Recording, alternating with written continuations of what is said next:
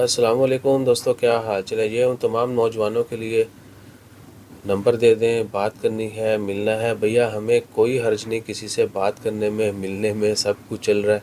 ठीक है।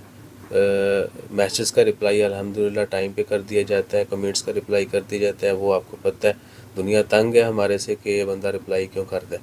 बहरहाल सीन क्या है कि आपको कुछ भी करना है, कहीं पे भी आपको रब्ता करना है, आप हमें मैसेज करें। मिलने के लिए आपको नंबर, लोकेशन, टाइम भी दे दिया जाता है। व्हाट्सएप के ऊपर मैसेज करेंगे तो रिप्लाई लास्ट में आएगा। सबसे पहले रिप्लाई आता है यूट्यूब के ऊपर कमेंट का, उसके बाद इंस्टा, फेसबुक के ऊपर, और फिर जिन्होंने मैसेज किए होते हैं व्हाट्सएप के ऊपर उनको। और वॉइस मैसेज का रिप्लाई नहीं किया जाएगा, 99% नहीं करते हैं। ठीक है।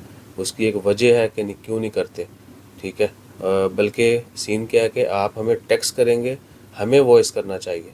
लॉजिक तो ये बनती है कि आप हमें टेक्स्ट करें, हम उसका वॉइस में जल्दी जल्दी रिप्लाई करें और फिर अगले बंदे को मज़ीद जो है रिप्लाई जारी रहे।